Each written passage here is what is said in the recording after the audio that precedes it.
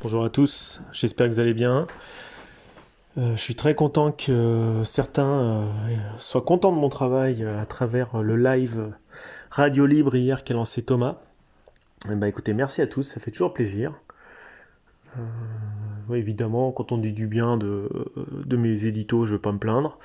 Euh, Alors après, Thomas dit ça énerve certains, pas tellement finalement, hein. Franchement, c'est toujours les mêmes qui râlent, et puis quand ils râlent, ils font, histoire de se montrer, pour montrer leurs petits muscles, ils font 40 coms pour montrer qu'ils sont là, bon, alors qu'en fait, il n'y a aucun argument en face, là, 90% du temps. Donc voilà, écoutez, la voix d'un supporter qui essaye d'apporter une analyse quand même un petit peu. Et je vais en apporter une sur Alexandre Lacazette, et je vais faire un petit topo sur Anthony Lopez, parce que Thomas a évoqué des points de vue que j'avais évoqués, mais je n'ai pas fait d'édito, ça c'est en rencontre physique qu'on se l'est dit les yeux dans les yeux parce qu'on se connaît avec Thomas. Alors, le premier point, c'est Alexandre Lacazette. Alors, il m'envoie Thomas. Waouh, dis donc, Lacazette, il revient, t'en penses quoi? Alors, moi, j'en pense quoi? J'en pense que Lacazette, je l'ai vu la première fois avec ses dreadlocks, quand il était à l'académie et que fut un temps où Jean-Michel Aulas faisait un peu moins la pince, j'avais réussi à le voir avec Loïc Abonzoar, ça ne nous rajeunit pas, tout ça il y a une quinzaine d'années. J'avais réussi à le voir sur la chaîne de l'Olympique Lyonnais. Et donc, à l'époque, vous aviez le jeune Lacazette avec Abenzoar, et je me souviens d'un Lacazette assez gauche qui faisait des jongles et qui, au bout de 10 jongles, faisait tomber le ballon au sol. C'était une technique assez moyenne. Je trouvais assez moyen comme attaquant, et puis je me dis, bon, c'est sympa, je regarde des jeunes, un petit reportage de 10 minutes, vous retrouverez ça peut-être sur YouTube parce que tout se retrouve.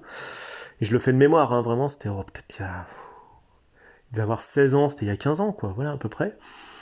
Puis je le trouvais gauche, pas très très bon techniquement, pas très véloce, pas très rapide, et puis il se trouve que quelques années après, ce joueur se retrouve, suite au départ de Lisandro Lopez, notre cher et tendre Lisandro Lopez, une âme, un leader, comme on n'en fait plus à Lyon, se retrouve en duo avec Bafétimbi Gomis, je sais pas si vous en souvenez, et il tournait autour de Bafétimbi Gomis, comme Folland tourne autour de Ben Yedder, et comme Trezeguet, et comme Thierry Henry tournait autour de Trezeguet, pour faire des expressions. Oh, Simonet, pardon.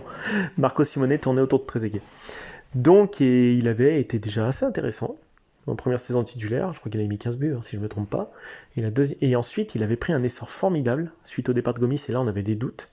Parce que le départ de Gomis, Gomis, qu'on le veuille ou non, il marquait quand même beaucoup de buts, ce jeune homme. C'était un excellent attaquant. Et là, on a eu la trouille parce qu'on se dit, tiens, Lacazette, il va jouer avec son numéro 10, il va jouer titulaire, et on n'avait pas trop de certitude. Et celui qui me dit l'inverse, c'est un mensonge. Et il avait tout pété. Et il avait tout pété, il était titulaire, il était capitaine de Lyon, il avait mis une lucarne contre la Roma, magnifique, quand on gagne 4-2. Il y avait Mossala à l'époque, je ne sais pas si vous vous en souvenez, quand on avait battu la Roma 4-2, une lucarne de malade. C'était une époque où, oui, effectivement, il y avait des Umtiti, des Tolisso, des Lacazette. On gagnait pas forcément, bon, troisième, deuxième, souvent, assez souvent quand même. Bon. Et c'était irrégulier, mais Lacazette était clairement l'âme de cette équipe. Clairement. Puis après, vient un temps où, 2016, on vend Lacazette. Évidemment, 53 millions d'Arsenal, ça avait pas mal râlé à l'époque. Moi, je trouvais que le chiffre était quand même excellent, parce qu'on savait que Lacazette, il y avait un plafond de verre quand même. Et donc on le vend. Alors aujourd'hui, on nous annonce le retour de Lacazette. Bon, alors je vais être honnête, je ne suis pas Arsenal tous les jours, c'est pas ma tasse de thé, hein. L'Olympique Lyonnais d'Angleterre et Arsenal, le Arsenal de France, hein. Donc je construis un gros stade et derrière j'ai vu plus gros que mon ventre, j'ai plus les moyens d'assurer sportivement. C'est ce que je craignais, hein, quand on a monté le stade, c'est qu'on devienne le Arsenal français, ce qu'on est devenu. C'est-à-dire qu'il y a un club qui a toujours des ambitions, qui a toujours un budget, mais qui n'a pas la possibilité de faire sportivement quelque chose, parce que on regarde plus le pognon que le sportif. Voilà, bon, c'est comme ça. Que voulez-vous, retournons à Highbury et retournons à Gerland, ça nous ferait peut-être pas de mal. Moi, Lacazette, je suis pas emballé, quoi. Les retours comme ça, je suis un peu comme Thomas, je suis pas chaud. Déjà, ça veut dire que maintenant le départ de Dembélé est acté. Bon.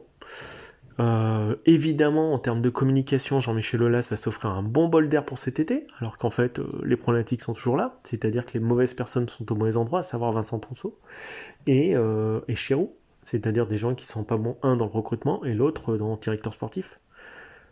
Comme j'ai dit dans mon dernier édito, Bruno Chirou, à part Memphis Depay, qu'il a conseillé à Florian Maurice, c'est quand même quelqu'un qui n'a jamais officiellement recruté en dehors de l'Olympique Lyonnais dans un club de moindre dimension.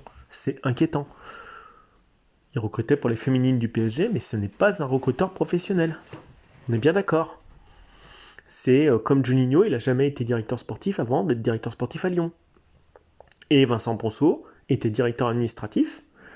Il négociait les contrats fort bien d'ailleurs, les achats, les ventes, mais ce n'est pas un directeur du football, ce n'est pas un footballeur, ce n'est pas quelqu'un qui a une dimension terrain, ni joueur. Donc en fait, Aulas, il sait très bien qu'en faisant venir très vite Lacazette, il s'offre un bol d'air. Voilà, tout s'oublie, les bad guns vont tout oublier, voilà, c'est bien, alors qu'en fait, le dernier match, il a failli se faire boycotter son stade. Hein. Mais comme les gens oublient vite, et les gens pensent mal, ils se disent c'est bon, l'enfant chéri est de retour au pays, patati et patata, et c'est super, et c'est génial, et voilà. Non. Le Lacazette de 26 ans n'est pas le Lacazette de 31 ans, déjà. Secondo, excusez-moi, Lacazette c'est 4 buts en première ligue la dernière année. 7 passes décisives. 10 buts, je crois 13 buts et 10 buts les saisons d'avant. C'est pas un top buteur. Il marque beaucoup moins de buts en première ligue qu'il a mis la dernière saison à Lyon. Il en a mis 27. Il a fini meilleur buteur. Attention. Voilà. Son contrat se terminait. Arsenal ne l'a pas prolongé. Aucun club ne s'alignait sur lui. Il vaut mieux partir sur des joueurs, comme disait Constant hier, je crois. Ou Ricardo Alves, qui disait voilà, il y a des joueurs au Kosovo. Constant dit mais il y a des joueurs ailleurs. Il suffit d'avoir des scouts. Il y a des joueurs en Ligue 1, il y a des joueurs en Ligue 2, il y a un intervenant hier, j'ai oublié le nom, désolé pour lui, qui disait Franco Nora, je sais pas. Mais il y a des joueurs ailleurs. On n'est pas obligé d'aller chercher du Tolisso, du Lacazette, du Grenier, du Umtiti. Non. Faut pas vivre dans le passé, comme dit Thomas, faut vivre dans l'avenir. Les statistiques de Lacazette me laissent très très très pantois et dubitatif.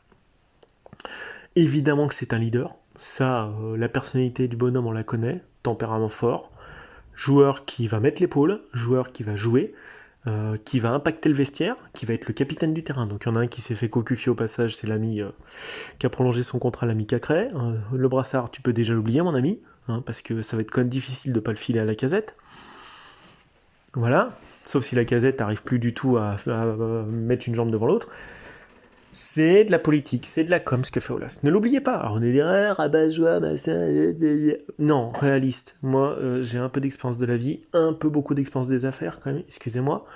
Je connais quand même beaucoup d'entreprises, j'ai fait fréquenter, de par ma profession, des milliers d'entreprises. Alors ceux qui me disent, tu connais quoi en management, tu diras, moi je fréquente des milliers de managers dans ma carrière. Donc je sais quand une entreprise va se casser la gueule, et quand une entreprise est en bonne santé. Et ouais, donc voilà. C'est de la com. Ça reste du marketing, il y a zéro certitude sportive autour de Lacazette. Mais Aulas s'est acheté un bol d'air en attendant de passer aux fourches codines du futur investisseur qui ne vient pas, c'est tout ce que je vois. Ça fait quand même 3 mois qu'il y a eu un effet d'annonce et aujourd'hui, Coco, il a le bec dans l'eau avec toujours des mecs qu'on dit il y a 3 mois, on veut se casser, mais il n'y a personne qui vient.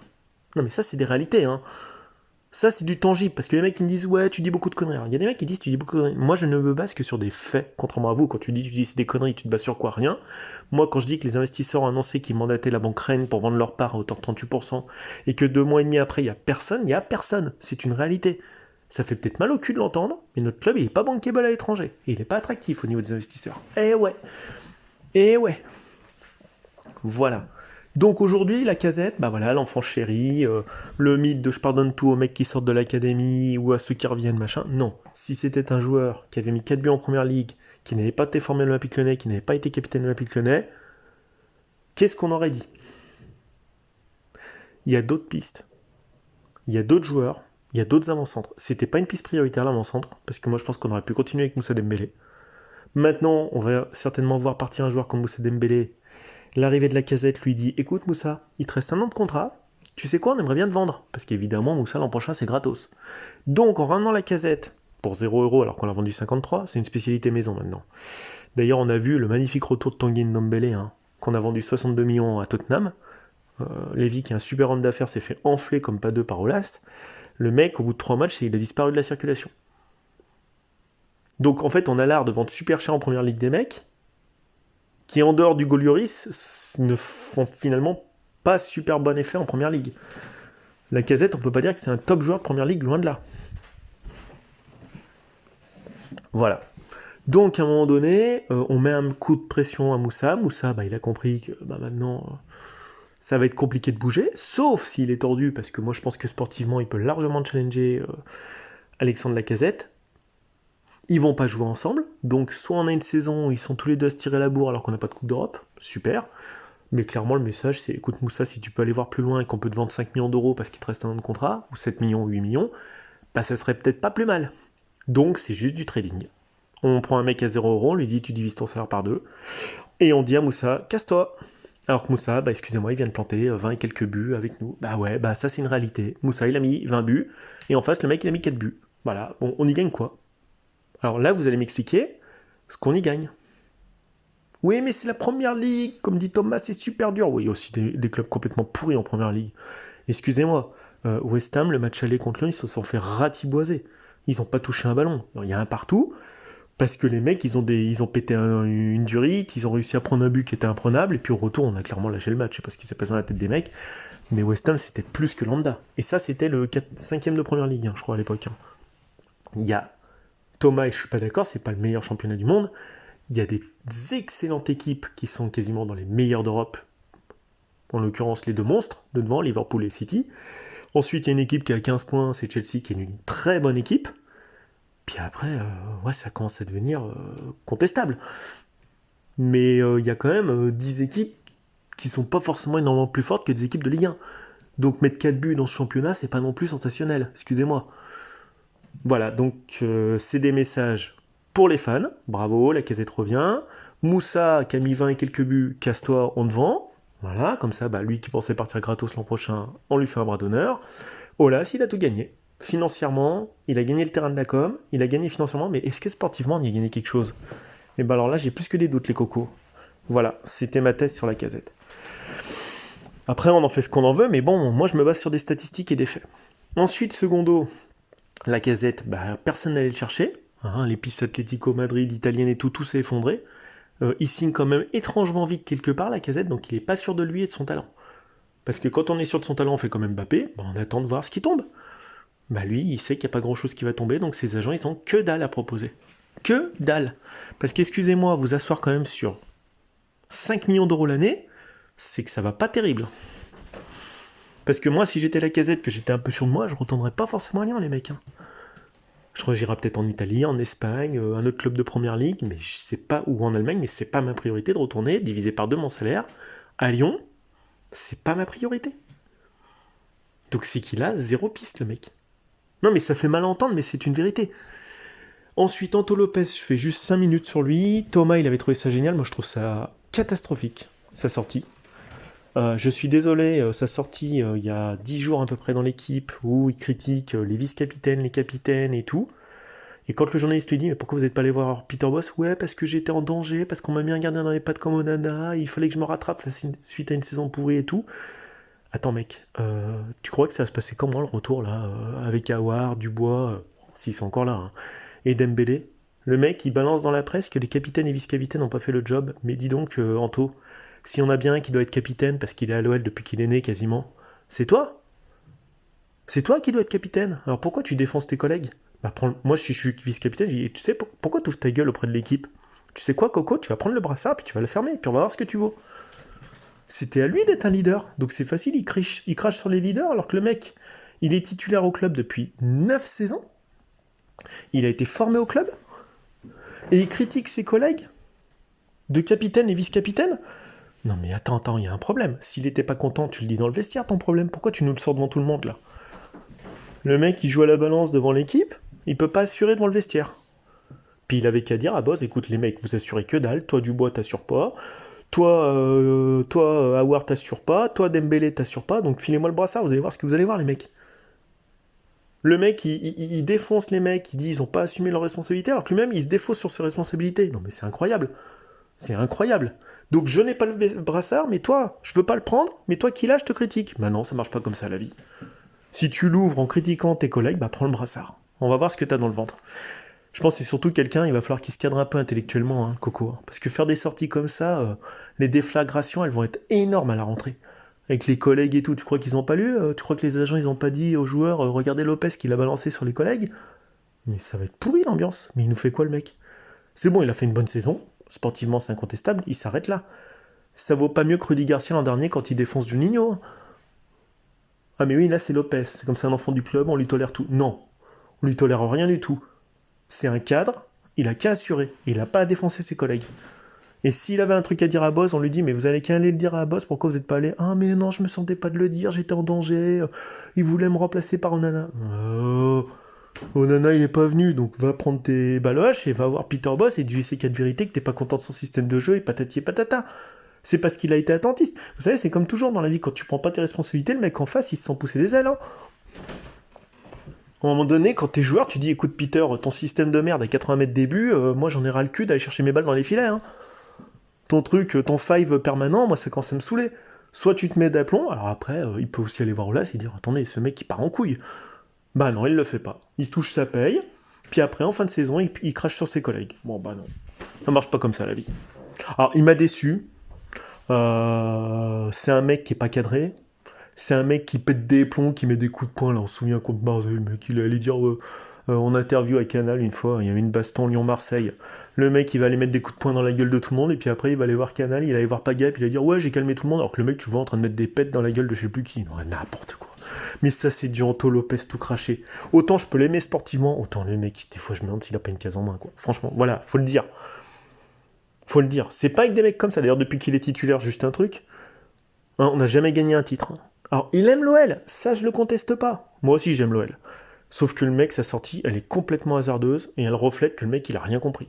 Son ennemi, c'est pas Dembélé, c'est pas Aouar, c'est ses collègues de travail. L'ennemi, aujourd'hui, c'est Olas, c'est Ponceau, c'est le mec, alors il y en a qui n'ont pas compris, qui sont en train de péter le club. Bah ouais, si on se casse la gueule, allez voir les mecs tout en haut. Hein, et puis en plus, qui donne un blanc-seing à Peter Bosz. Par contre, Fournier, quand il était deuxième du championnat, l'a viré comme une merde. Mais Bosz, il peut terminer huitième, on lui dit bravo, mon pote.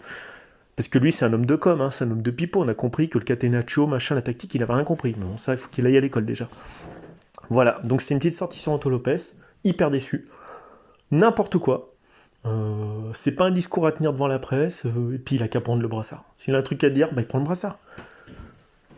Comme disait, je sais plus qui, à un moment, Evra, il avait dit à un mec, ouais, bah tiens, t'es pas content, prends le brassard, on va voir ce que tu vaux. Bah le mec, il le prend pas, bah alors tu lui dis, ferme ta gueule, et puis c'est tout.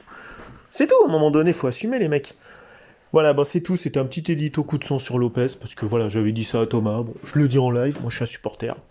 Perso, je suis son collègue, je lui demande des explications devant tous les collègues. Je lui dis, qu'est-ce que tu nous fais là? Tu nous fais quoi? Pourquoi t'es pas content? Bah viens nous le dire si t'es pas content. Pourquoi tu vas balancer ça à un couillon de l'équipe qui fait, en plus qui vend son papier en critiquant tes collègues? Non mais t'en es où là? C'est pas corporate ton truc, ça va pas. Ça tient pas debout. Pourquoi pendant 38 journées t'as fermé ta gueule?